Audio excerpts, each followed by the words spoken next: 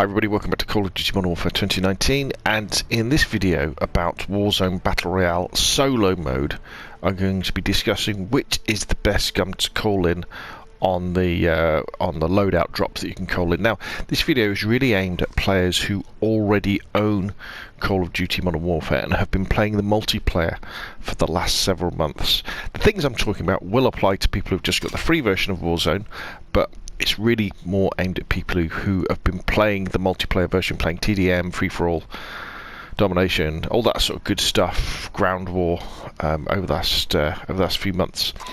So, in Warzone, as you know, you can buy a drop which will give you a custom loadout. And you can have a custom loadout. So, you have hundreds of different options when it comes to your class loadout in terms of guns, attachments, and perks, lethals and tacticals, that sort of stuff. So which is the best one to take? Now, I'm going to be very controversial here. I believe that in Call of Duty Modern Warfare Warzone solos, you should be taking in a setup that is, with the gun at least, identical to the one that is your favourite in the ordinary multiplayer. So the gun that you would take into a round of domination, the gun that you would take into a round of team deathmatch, or ground war, or free-for-all, that gun, the one that you enjoy the most, the one that you've probably used the most, the one that you are most familiar with, you should take into it. And the reason for this is what you're trying to do is you're trying to avoid something called the paralysis of choice. So let's take this gun here, for example, the M4. It's probably been the best gun in Modern Warfare 2019 in the ordinary multiplayer modes. It has very little recoil. It fires pretty fast. It's widely accepted to be, one of the best guns in the multiplayer, and I've used it a lot. And personally, the way I like to set it up is with the 3.5 times scope, even on small maps, vertical foregrip, attack laser, and stippled grip tape for faster sprint out time and faster aim down sight speed. And I have been very successful with this gun. It's really good up close, really good at medium range, not so good at long range, but if you tap fire, it can get you there. And I am more than happy using this gun on small maps, medium maps, large maps. I can use it. Okay, it's no sniper, but by using one gun, I avoid the paralysis of choice. So what can happen with the paralysis of choice is if you've got a setup, say like this, say the setup that I would take into squads in Warzone, is I've got the M4 with a reflex sight on it, and I've got the HDR with a 3.5 times scope. In fact, that's probably a better example. This is a better example. So I've got the M4 with a reflex and the HDR with a sniper thermal scope on. The problem is that most of the time when I'm running around with the M4, great, I'm engaging targets with that, or if they're close to the medium range, and then if they're very long range, I'll be engaging them with the HDR. But sometimes there will be times when there'll be a target that is right in the zone between my favourite range for the M4 and the HDR. So it will be at the long range for the M4 and the short range for the HDR, and I will have to choose. And that time that it takes me to choose means that I've lost that opportunity to engage with that target. They may well get the shot off on me, and I could lose that gunfight. Also, it encourages you to probably take on gunfights that you shouldn't be taking on, because in solos, a lot of the time, it's all about not giving away your position. Because if you start blasting away with your sniper rifle, even if it's a suppressed one, some guy who's just around the corner who's been looting will pop his head up and go, "Ooh, what's going on over there?" and come and kill you. Whereas if you keep just like an assault rifle or a submachine gun, you're always just going to be engaging in those fights that you really have to engage in because the person is a direct threat to you, or they're a definite kill, and it helps you to get yourself out of that immediate situation, and you're probably going to be moving away, and you're not going to be giving away your position. But as I said, the most important thing, it gets rid of that paralysis of choice. And I know with this gun, with the M4, I can run in and I can engage targets, all sorts of ranges, short range, medium range, tap fire at long range, you know, and it won't be able to take on a sniper at long range, but what I probably will be able to do is get a couple of bullets into him so that he then has to stop firing at me, so I can then get behind cover, re-armour up and skedaddle out of that situation, rather than try and get involved in a situation like that.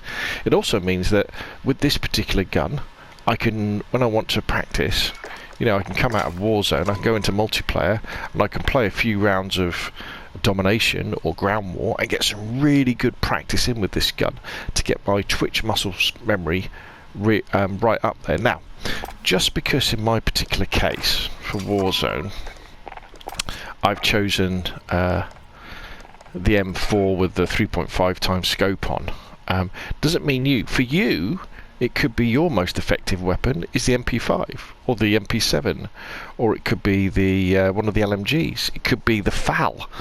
It could be another weapon that you use in the multiplayer and you consistently do well with it, you consistently enjoy yourself with it, you consistently win gunfights with that gun. The other advantage with solos as well is that because you're only going to be engaging one target at a time, most of the time, you don't need to use extended mags. You can just stick with the standard magazine that comes with the gun, and especially if you use the perk sleight of hand, you're going to be able to engage a target, reload and engage another target very, very quickly, even in the final circles when people are next to each other. So you know, you don't have to put like a big drum mag on.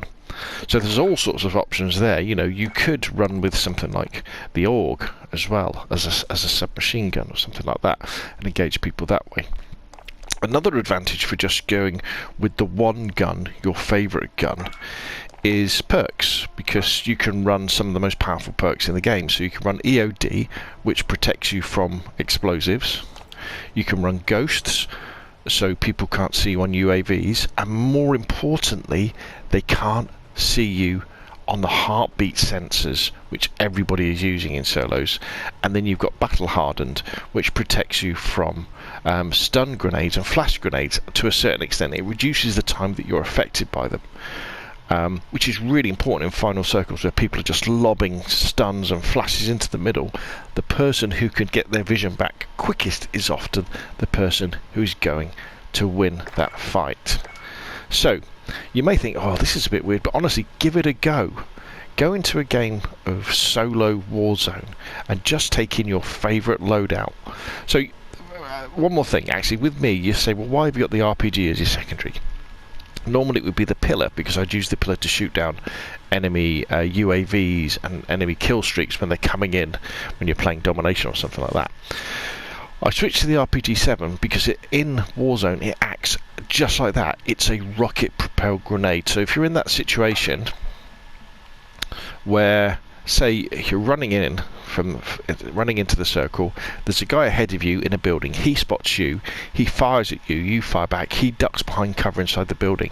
You then immediately just fire that RPG through that window, and the splash damage can kill people, you know. Or say you're in the final circle and there's a wall, and say there's a building in front of the wall, and they tuck themselves between that wall and that building, or behind a vehicle or something like that.